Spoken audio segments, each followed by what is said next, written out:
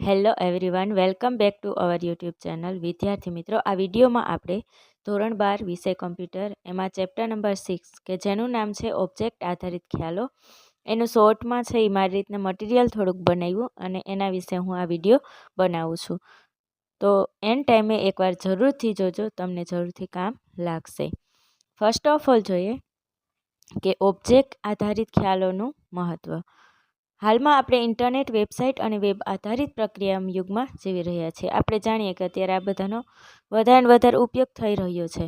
વિવિધ સોફ્ટવેર સિસ્ટમના વિશ્લેષણ, ડિઝાઇન અને અમલીકરણમાં ઓબ્જેક્ટ આધારિત પદ્ધતિ ખૂબ જ ઉપયોગી છે. હવે યાદ રાખજો, તમને એવો પ્રશ્ન પૂછાય કે ઓબ્જેક્ટ આધારિત પદ્ધતિનો ઉપયોગ શું થાય અથવા તો શેના માટે કરવામાં આવે છે, તો સોફ્ટવેર સિસ્ટમના વિશ્લેષણ, ડિઝાઇન અને અમલીકરણમાં એનો ઉપયોગ થાય છે. એનો પરિચય જોઈએ તો કે એની શરૂઆત છે ને 1960માં થઈ હતી અને એ મુખ્ય પદ્ધતિ 1980ની અંદર બની. હવે યાદ રાખજો, પ્રશ્નમાં જોજો કે શરૂઆત પૂછ્યું કે મુખ્ય પદ્ધતિ પૂછી, રાઈટ. શરૂઆત પૂછે તો 1960 અને મુખ્ય પદ્ધતિ પૂછે તો 1980. હવે આગળ છે કે ઓબ્જેક્ટ આધારિત પદ્ધતિ કયા કારણોસર વિકસાવવામાં આવી. મિત્રો આ રીતના છે ABCD આપી દઈએ અને ડીમાં આપેલ તમામ, તો આપણો રાઈટ આન્સર શું થાય, તો કે આપેલ તમામ. ફર્સ્ટ ઓફ ઓલ જોઈએ પહેલું કે સોફ્ટવેર સિસ્ટમના અતિ ઝડપથી વધતા કદ. બીજું, સોફ્ટવેર સિસ્ટમની જટિલતાનું નિયંત્રણ કરવા. ત્રીજું, મોટી અને જટિલ સમસ્યાને સમય સાથે સુધારવા. આ બધા કાર્યોમાં છે એ ઓબ્જેક્ટ આધારિત પદ્ધતિ છે એ સારી રીતના ઉપયોગમાં આવે છે. આગળ કીધું કે C++, જાવા, C#, VB.NET, PHP વગેરે પ્રચલિત ઓબ્જેક્ટ આધારિત પ્રોગ્રામિંગ ભાષા છે. આ પ્રશ્ન પણ પૂછાઈ ગયેલ છે કે ઓબ્જેક્ટ આધારિત પ્રોગ્રામિંગ ભાષા કઈ છે. યાદ રાખજો, C લેંગ્વેજ નથી, C++ છે, રાઈટ. તો C લેંગ્વેજ આવે તો એ નથી.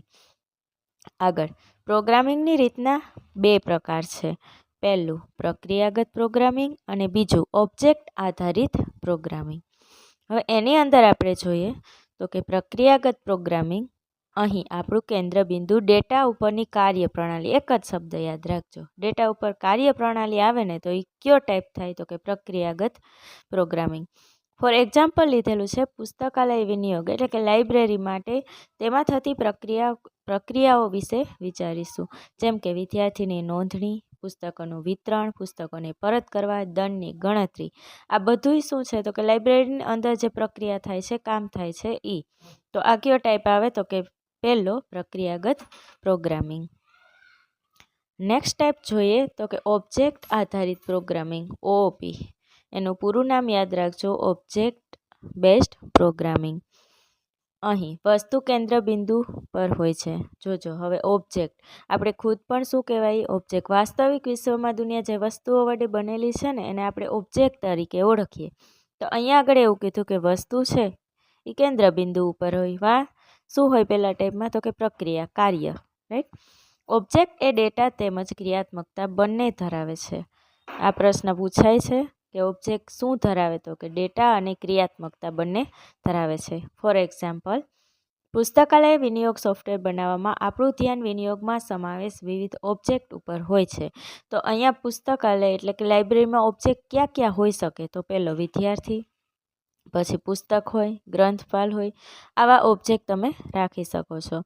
પછી વિદ્યાર્થી પુસ્તકાલયમાં પુસ્તક પરત કરે છે, રાઈટ. તો આમાં ઓબ્જેક્ટ કોણ થયું, તો કે વિદ્યાર્થી. નેક્સ્ટ ટોપિક છે ઓબ્જેક્ટના 4 ગુણધર્મો. એટલે કે આ ચારે ગુણધર્મો ધરાવતી જે ભાષા હોય ને એ ઓબ્જેક્ટ આધારિત ભાષા કહેવાય. પહેલું છે એબ્સ્ટ્રેક્શન, બીજું ઇન્કેપ્સ્યુલેશન, ત્રીજું પોલિમોર્ફિઝમ અને ચોથું ઇનહેરિટન્સ. એટલે આ ચારે નામ યાદ રાખજો. હવે એની અંદર ફર્સ્ટ ઓફ ઓલ જોઈએ તો કે ઓબ્જેક્ટ. ઓબ્જેક્ટની વ્યાખ્યા યાદ રાખજો કે વાસ્તવિક વિશ્વમાં દુનિયા જે વસ્તુઓ વડે બનેલી છે તે વસ્તુ ઓબ્જેક્ટ કહેવાય. એટલે કે દુનિયામાં આપણે જેટલી પણ વસ્તુ હોય, વ્યક્તિ હોય, પશુ, પક્ષી, આ બધાને આપણે શું કહી શકીએ, તો કે ઓબ્જેક્ટ કહેવાય. હવે એના પ્રકાર છે, પહેલું ભૌતિક સ્વરૂપે ઓબ્જેક્ટ અને બીજું અમૂર્ત એટલે કે એબ્સ્ટ્રેક્ટ સ્વરૂપે ઓબ્જેક્ટ. હવે ભૌતિક સ્વરૂપે ઓબ્જેક્ટ કોને કહેવાય, કે તો કે જે વસ્તુઓને તમે સ્પર્શ કરી શકો અને જોઈ શકો, આ બધાને કેવા કહેવાય, ભૌતિક. એના એક્ઝામ્પલ છે વ્યક્તિ, કાર, કમ્પ્યુટર, કારણ કે આ બધાને આપણે સ્પર્શ કરી શકીએ છીએ અને જોઈ પણ શકીએ, એટલે એને ભૌતિક સ્વરૂપે ઓબ્જેક્ટ કહે છે. સેકન્ડ છે અમૂર્ત એબ્સ્ટ્રેક્ટ સ્વરૂપે ઓબ્જેક્ટ, તો કે જે વસ્તુઓને સ્પર્શ ન કરી શકાય અને જોઈ પણ ન શકાય તેને એબ્સ્ટ્રેક્ટ સ્વરૂપે ઓબ્જેક્ટ કહેવાય. એક્ઝામ્પલ તારીખ અને સમય, રાઈટ. તારીખ આપણે એમ થાય કે હજી એક્ઝામ મારે વંચાણું નથી તો એક્ઝામ 2 દિવસ લેટ આવે તો એવું આપણે કરી શકતા નથી, એટલે કે એને સ્પર્શ નથી કરી શકતા, એને જોઈ પણ નથી શકતા. તો આને કેવું કહેવાય? અમૂર્ત, એટલે કે એબ્સ્ટ્રેક્ટ સ્વરૂપે ઓબ્જેક્ટ. આગળ કીધું કે દરેક ઓબ્જેક્ટની એક અનન્ય ઓળખ હોય. આ પ્રશ્ન પણ પૂછાઈ ગયેલો છે કે ઓબ્જેક્ટની કેવી ઓળખ હોય? અનન્ય એટલે કે અલગ ઓળખ હોય જ છે.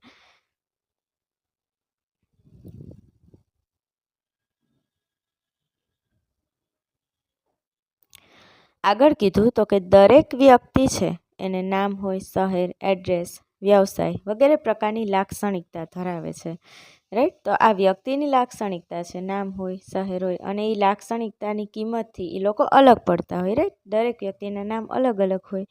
આગળ છે પ્રોપર્ટી અથવા એટ્રીબ્યુટ.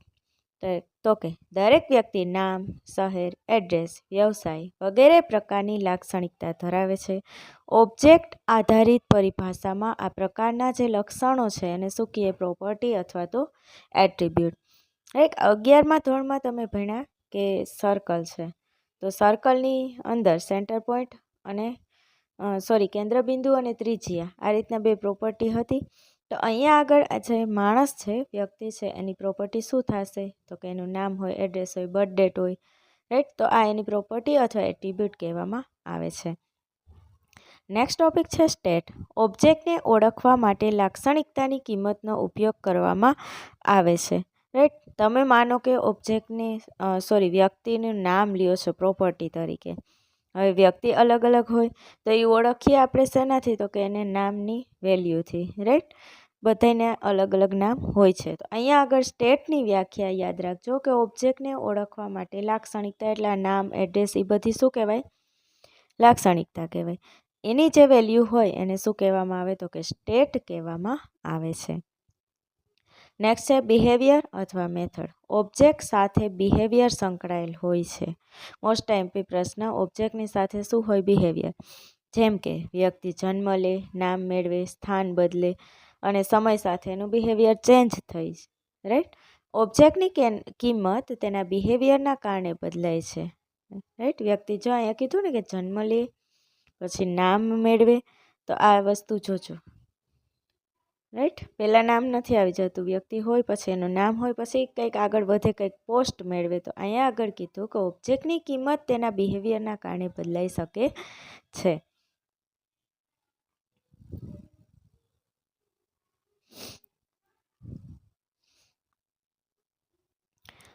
આગળ કોઈ પણ વસ્તુ કે ઓબ્જેક્ટને 3 બાબતો દ્વારા વર્ણવી શકાય છે. પહેલું, તે કયા નામથી ઓળખાય છે, એટલે આઈડેન્ટિટી. બીજું, તે શું છે, તેની સ્થિતિ, સ્ટેટ. ત્રીજું, તે શું કરે છે, તેનું બિહેવિયર, રાઈટ. ઘણી વખત આ ઇંગ્લિશ વર્ડ જ મૂકી દઈએ અને ગુજરાતી આવે, તો આ ત્રણેય વસ્તુ યાદ રાખજો કે ઓબ્જેક્ટને 3 બાબતો દ્વારા વર્ણવી શકાય: આઈડેન્ટિટી, સ્ટેટ અને બિહેવિયર. આગળ કીધું ડેટા ફિલ્ડ. ઓબ્જેક્ટ આધારિત પ્રોગ્રામિંગમાં ઓબ્જેક્ટનું વર્ણન કરતી જુદી જુદી લાક્ષણિકતાઓ એને ડેટા ફિલ્ડ તરીકે ઓળખવામાં આવે છે. કોનું વર્ણન કરે છે? તો કે ઓબ્જેક્ટનું, રાઈટ. નેક્સ્ટ છે મેમ્બર કે ફીચર. ઓબ્જેક્ટ સાથે સંકળાયેલ વિવિધ ડેટા એટ્રીબ્યુટ અને બિહેવિયર મેથડને સામૂહિક રીતે તેના મેમ્બર કે ફીચર કહેવામાં આવે છે. કોની આરે સંકળાયેલા છે? તો કે ઓબ્જેક્ટ સાથે શું છે? એટ્રીબ્યુટ, અને બીજું શું છે? તો કે બિહેવિયર. એને સામૂહિક રીતે તેના મેમ્બર કે ફીચર કહેવામાં આવે છે.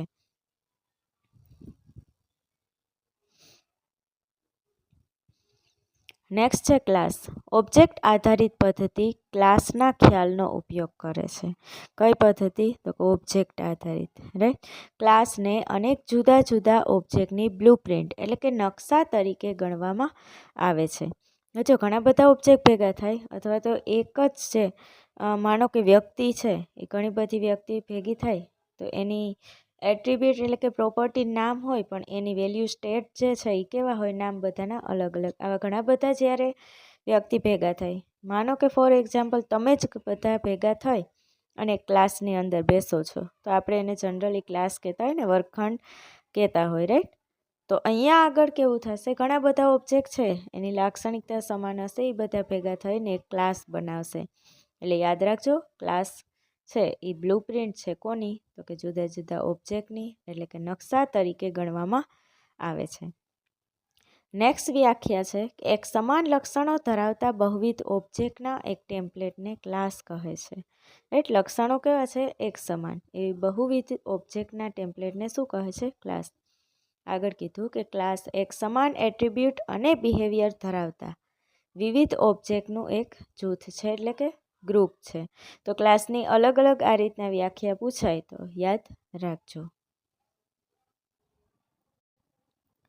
નેક્સ્ટ જોઈએ, પર્સન ક્લાસનું એક એક્ઝામ્પલ લીધેલું છે. જોજો અહીંયા આગળ આ છે ને એની એટ્રીબ્યુટ ને પ્રોપર્ટી છે. કયા કયા, name, city, gender, profession, right. અને આ બધા ત્રણ જે એક્ઝામ્પલ લીધા ને, મીરા, શ્યામ અને મીના, આ બધી એની કિંમત છે કોની, એટ્રીબ્યુટની. જો પેલું જોજો, નેમ, તો કે અહીંયા મીરા, અહીંયા મીના અને અહીંયા શ્યામ. સિટી, તો કે અહીંયા રાજકોટ, અહીંયા આગળ પોરબંદર, ને આ બીજામાં જે શ્યામભાઈ છે એનું શું છે, રાજકોટ, રાઈટ. તો આ રીતના છે એ બધા એની એટ્રીબ્યુટની કિંમતથી અલગ પડે છે.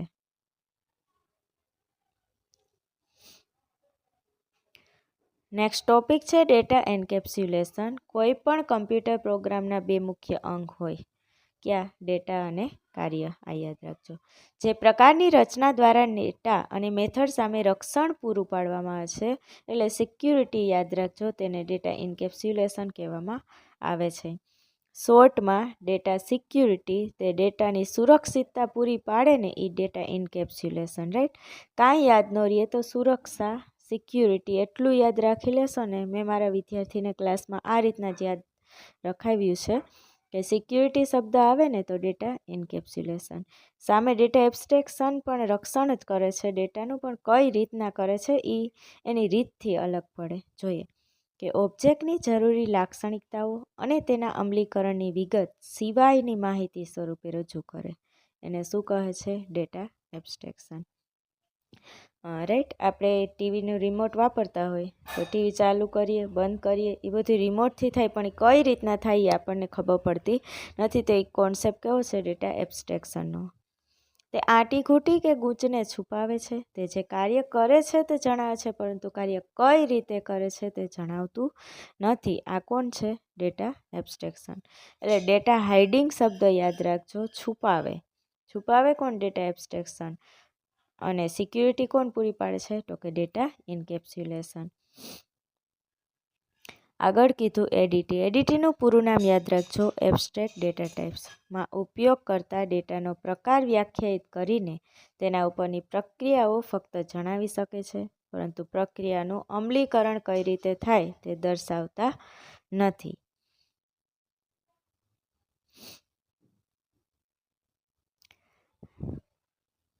નેક્સ્ટ જોઈએ ડેટા એન્કેપ્સ્યુલેશન અને ડેટા એબ્સ્ટ્રેક્શનનો તફાવત. ડેટા એન્કેપ્સ્યુલેશન પ્રોગ્રામની બહારથી ડેટા મેળવવાનું અટકાવીને ડેટાને કેવું કરે છે, સુરક્ષિત. In short, data security. Data abstraction પ્રક્રિયાના અમલીકરણની માહિતી ગુપ્ત રાખી અને ડેટાની રજૂઆત વડે ડેટાને સુરક્ષિત બનાવે, એટલે ડેટા હાઇડિંગ. આ બેનો તફાવત છે.